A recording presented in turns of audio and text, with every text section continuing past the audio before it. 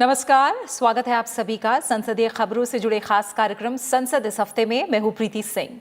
संसद के बजट सत्र का समापन हो गया है। इस दौरान दोनों ही सदनों में कामकाज की उत्पादकता बेहद अच्छी रही। संसद इस हफ्ते में आज बात करेंगे बजट सत्र की, पारित किए गए महत्वपूर्ण विधेयकों की, होंगी और भी अहम संसदीय खबरें। तो आइए शुरू करते हैं संसद इस हफ्ते।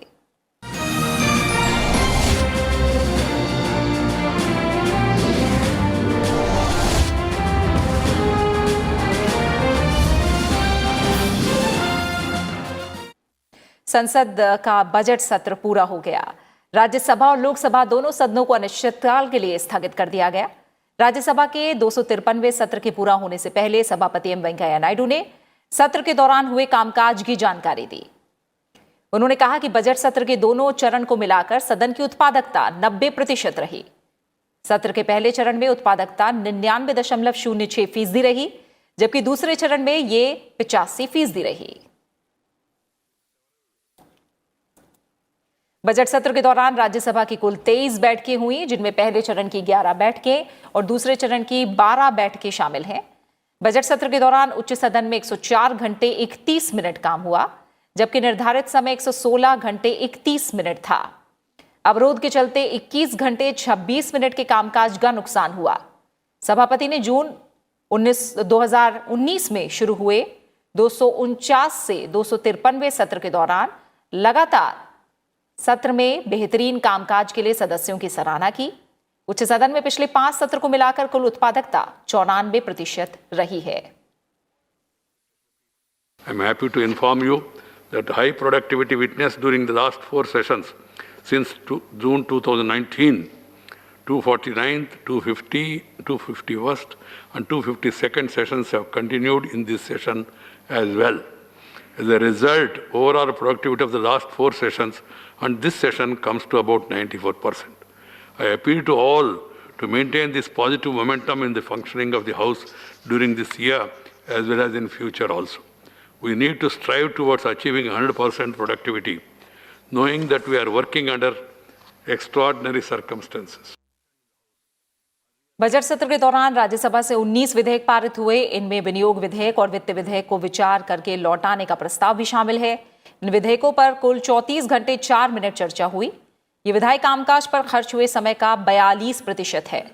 विधेयकों पर हुई चर्चा में 199 सदस्यों ने हिस्सा लिया। सदन में 3 मंत्रालय, जल शक्ति, रेलवे और पर्यटन मंत्रालय के कामकाज पर भी 11 घंटे 13 मिनट की चर्चा हुई। मंत्रालयों के कामकाज पर चर्चा में 61 सदस्यों ने हिस्सा लिया।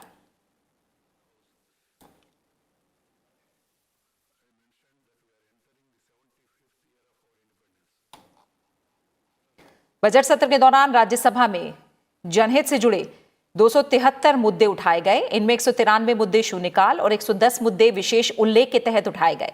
सत्र के दौरान कुल 113 तारांकित सवालों के मौखिक जवाब दिए गए। उत्तराखंड में चमोली आपदा, पूर्वी लद्दाख में मौजूदा स्थिति, भारत के मैत्री वैक्सीन अभियान और वाहन स्क्रैपिंग नीति पर संबंधित मंत्रियों ने बयान भी दिए। बजट सत्र के पहले और दूसरे चरण के बीच के अवकाश में राज्यसभा से जुड़ी 8 संसदीय स्थायी समिति ने अलग अलग विभागों और मंत्रालयों के अनुदान मांगों की पड़ताल की और इस संबंध में 28 रिपोर्ट जमा की। ई नोटिस के जरिए सदस्यों की ओर से 9,862 नोटिस मिले।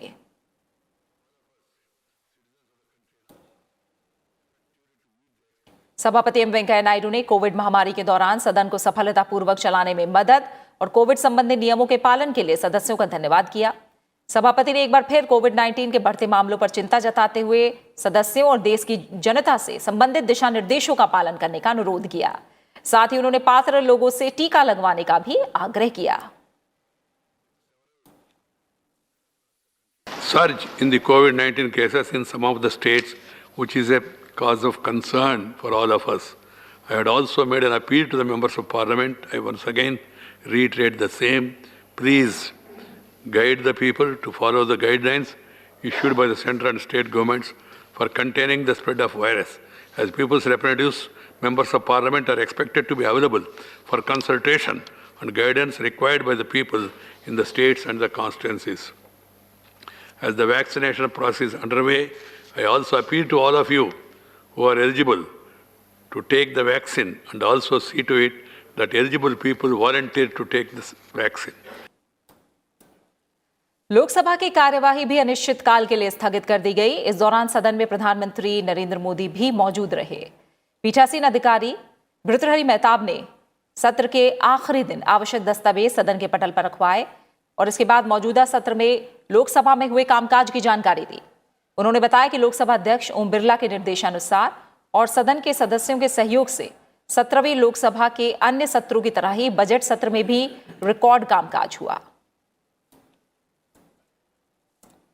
सदन की उत्पादकता 114% रही। सत्र के दौरान सभा की 24 बैठकें हुई जो कुल 132 घंटे तक चली। भर्तृहरि मेहताब ने बताया कि इस बजट सत्र में विभिन्न महत्वपूर्ण विषयों पर चर्चा करने के लिए सभा 48 घंटे और 23 मिनट देर तक बैठी। इस सत्र में 17 सरकारी विधेयक नए पेश किए गए और कुल 18 विधेयक पारित किए गए। Spread over 132 hours approximately.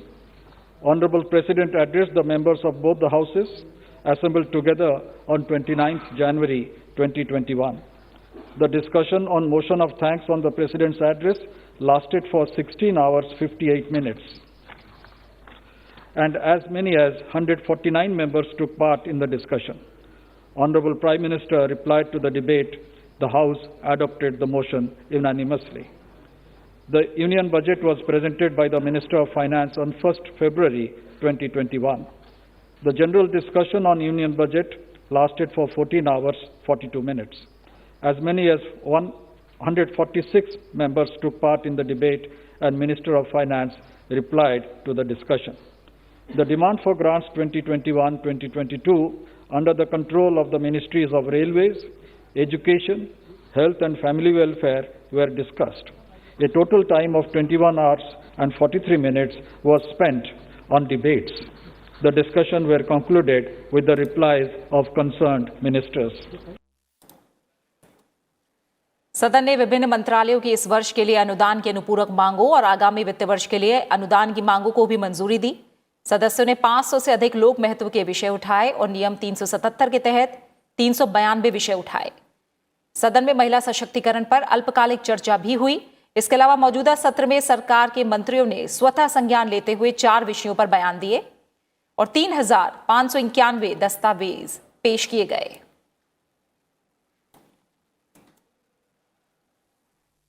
गैर सरकारी कामकाज के तहत बीएसपी सांसद रितेश पांडे की तरफ से आंगनवाड़ी कार्यकर्ताओं के विषय पर पेश निजी संकल्प पर इस सत्र में आगे की चर्चा हुई जो अधूरी रही। सत्र के समापन पर सदन में वंदे मातरम की धुन बजाई गई और बैठक को अनिश्चितकाल के लिए स्थगित कर दिया गया।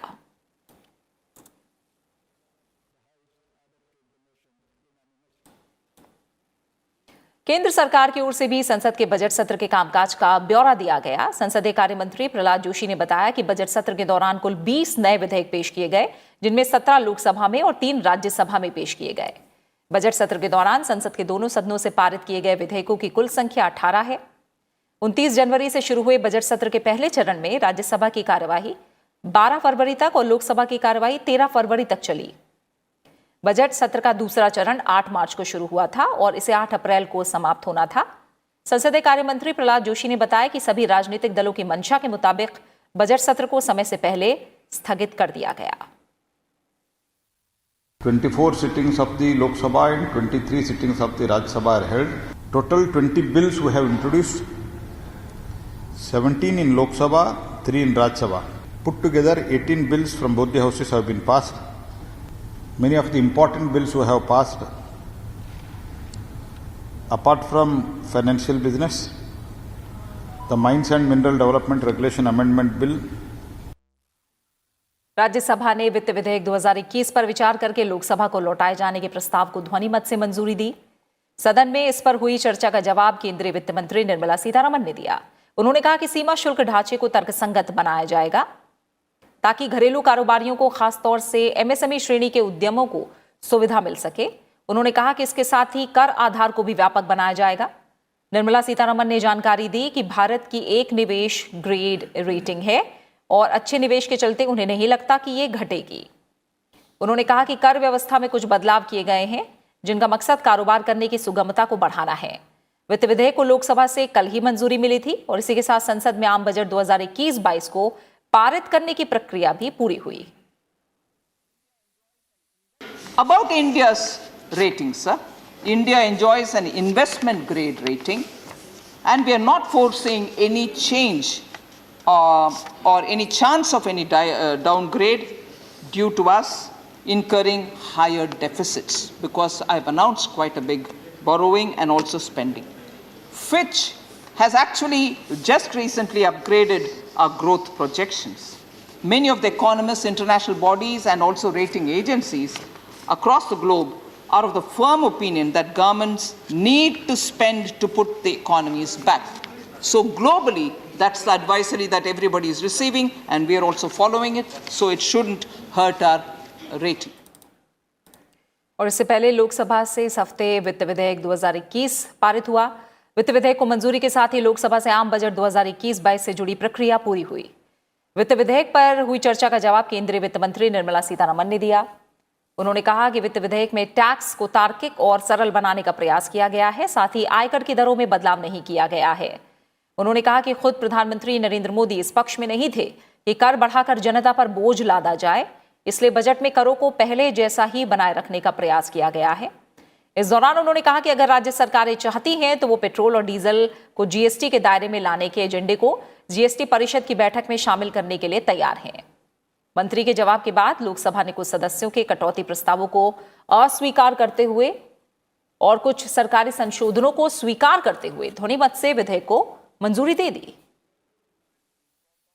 So if I collect 100 rupees out of taxing petrol or diesel, of the 100 rupees, 41% goes to the states. So everything that I tax will have to be also given, so long as, of course, it's not a cess or a surcharge. So fuel tax that the center does is shared with the states.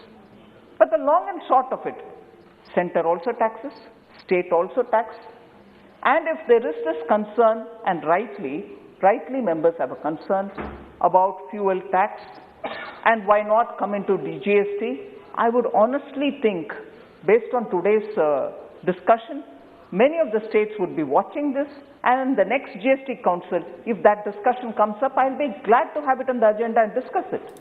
I have no issues. Let the states come and discuss it. It has to be taken as a call there. संसद के budget सत्र के दौरान कई वित्तीय कामकाज के साथ ही कई महत्वपूर्ण विधेयक भी पारित हुए। विनियोग विधेयक और वित्त विधेयक के अलावा आइए एक नजर डालते हैं इन महत्वपूर्ण विधेयकों पर। संसद से खान और खनिज विकास और विनियमन संशोधन विधेयक पारित हुआ। साथ ही बीमा संशोधन विधेयक 2021 को भी मंजूरी मिली। इसके अलावा मध्यस्थतम और सुलह संशोधन विधेयक, राष्ट्रीय अवसंरचना और विकास वित्त पोषण बैंक विधेयक, दिल्ली राष्ट्रीय राजधानी राज्य क्षेत्र शासन संशोधन विधेयक, नौचालन के लिए सामुद्रिक सहायता विधेयक, इसके अलावा गर्भ का चिकित्सीय समापन संशोधन विधेयक, साथ ही राष्ट्रीय सहबद्ध और स्वास्थ्य सेवा वृत्ति आयोग विधेयक भी संसद से पारित हुए हैं। वहीं राज्यसभा से खान और खनिज विकास और विनियमन संशोधन विधेयक 2021 ध्वनिमत से पारित हुआ। लोकसभा से विधेयक 19 मार्च को पारित हुआ था। सोमवार को राज्यसभा में विधेयक पर हुई चर्चा का जवाब खान और खनन मंत्री प्रहलाद जोशी ने दिया। विधेयक का मकसद खदानों की नीलामी और आवंटन प्रक्रिया को पारदर्शी बनाने के साथ ही कारोबार के लिए अनुकूल माहौल तैयार करना है। खान और खनन मंत्री प्रहलाद जोशी ने कहा कि खान और खनन में केंद्र सरकार राज्यों का कोई अधिकार नहीं लेना चाहती है और इस संबंध में सभी पैसा राज्यों को ही जाएगा। उन्होंने कहा कि कानून में जो सुधार लाया जा रहा है इससे खनिजों के आयात पर खर्च होने वाली राशि बचेगी। इस विधेयक के जरिए खनन क्षेत्र में सुधारों के प्रस्ताव को मंजूरी के साथ ही खदानों से जुड़े अतीत के मुद्दों को भी हल किया जाएगा। इससे नीलामी के लिए अधिक खदानें उपलब्ध हो सकेंगी। इन सुधारों में कैप्टिव और गैर कैप्टिव खदानों के बीच अंतर को दूर करना शामिल है। इसके अलावा सांविधिक भुगतानों के लिए एक राष्ट्रीय खनिज सूचकांक NMI की स्थापना करके सूचकांक आधारित व्यवस्था की शुरुआत करना भी विधेयक का मकसद है। बरसों से बरसों, from years together, it was accumulated because they were not able to sell it, because it was captive mine and the particular grade they used to use it, बाकी सब ऐसे ही पड़ा था, वो पहाड़ जैसा बन गया था। and that was creating environmental hazard.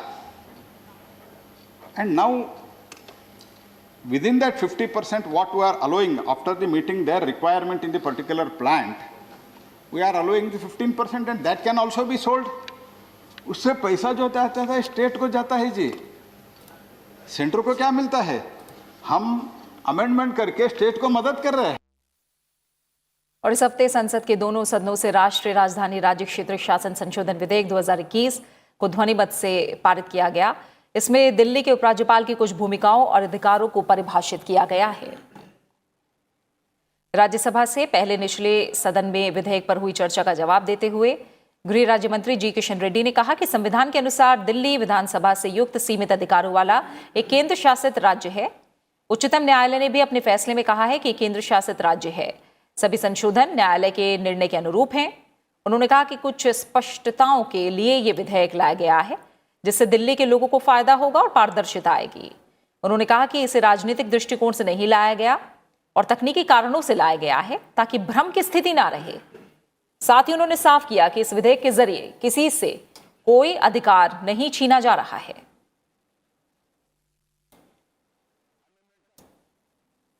NCT Delhi act 1991 द्वारा जो एम्बिग्युइटीज है, इंटरप्रिटेशंस है, दिक्कत आ रही है, उसको दूर करना, ड्यूटी और रेस्पॉन्सिबिलिटीज पर मोर क्लैरिटी देना, कन्फ्लिक्टिंग एंड अंडरस्टैंडिंग पर समाधान लाना, मिसअंडरस्टैंडिंग्स दूर करना, मोर क्लैरिटी के साथ एडमिनिस्ट्रेशन एंड रजिस्ट्रेशन अपने अपने जिम्मेदारी निभाना, कंफ्यूजन से क्लैरिफिकेशन लाना, ये मोदी सरकार का काम है।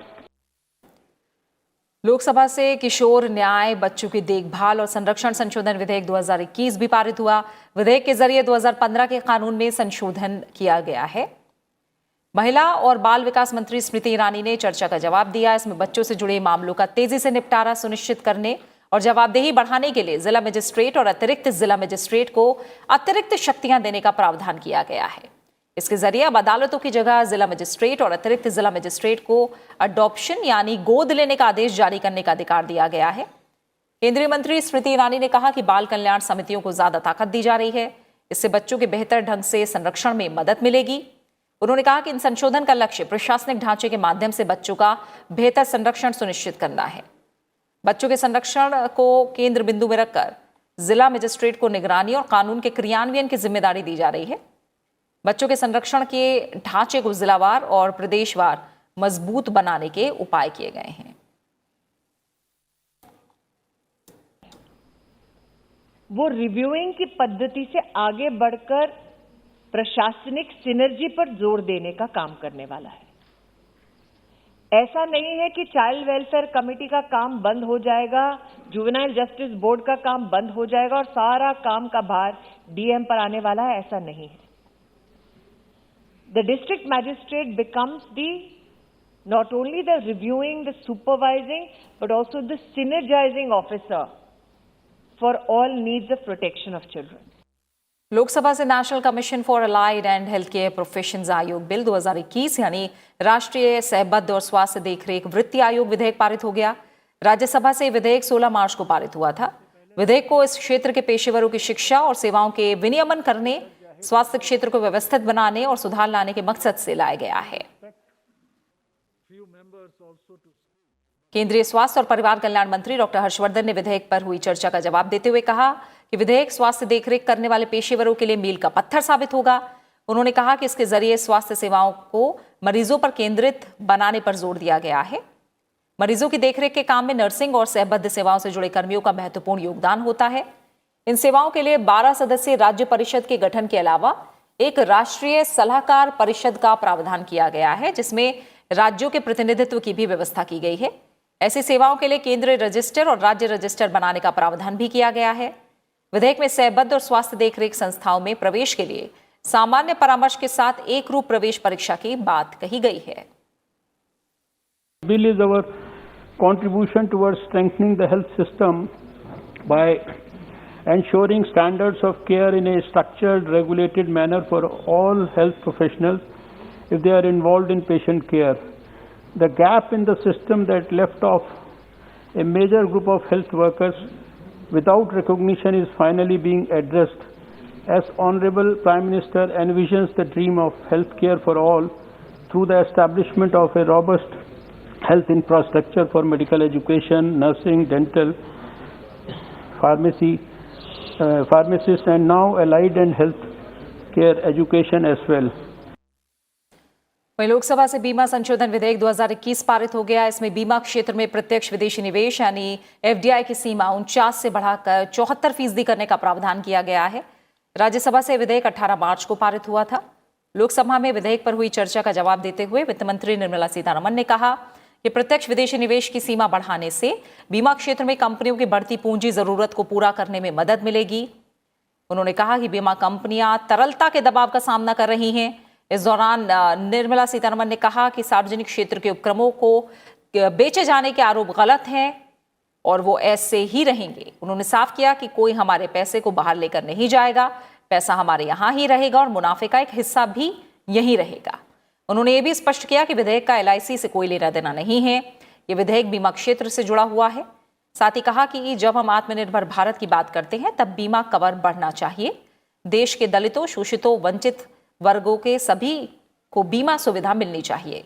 उन्होंने कहा कि ज्यादा से ज्यादा निवेश आने से प्रतिस्पर्धा बढ़ने के साथ लोगों को बेहतर पैकेज, बेहतर प्रीमियम की सुविधा मिल सकेगी और रोजगार भी बढ़ेगा। FDI is only an upper limit. It is only an upper limit. There is no compulsion that every company will have to take up to 74%.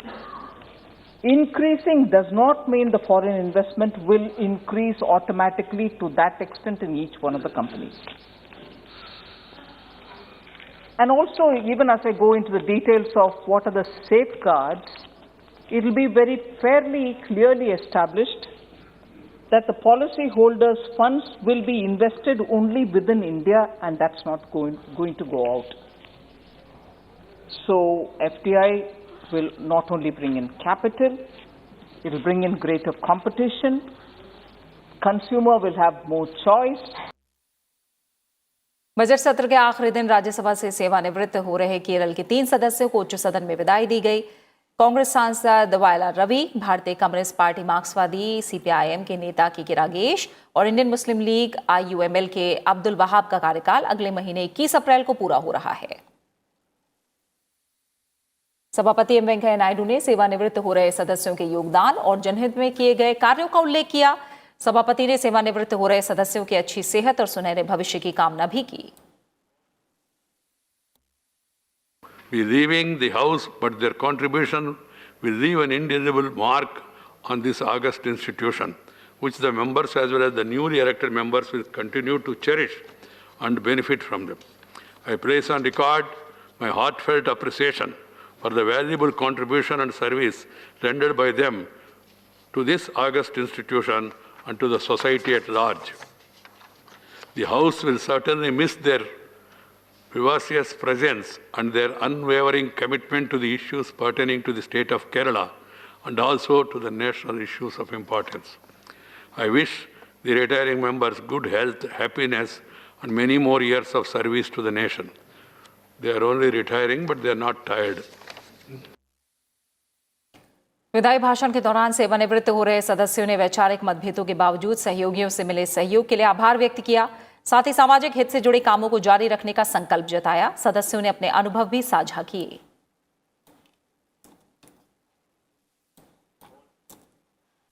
The Congress party has given me the opportunity to serve the people of our country as a member of Lok Sabha for 2 times and Rajya Sabha for 4 times. And between I became a cabinet minister for 8 years. I am very thankful to the Congress party and the leader of Indira Gandhi and others for giving me this opportunity to serve our nation, the Mother India. If Rajya Sabha is here, I will try to come again, and I hope so. And all my respect to you, especially being the chairman, gave me a lot of chances, and I tried my level best as a member of Parliament. I appreciate whatever political, ideological differences between Modi ji, but his one project which attracted me, this village adoption. this I have done my level best, and according to Government of India, I got the 5th rank in my this one Sansad Adarsh Grama Yojana. This one. और इसी के साथ संसद इस हफ्ते में फिलहाल इतना ही। नमस्कार।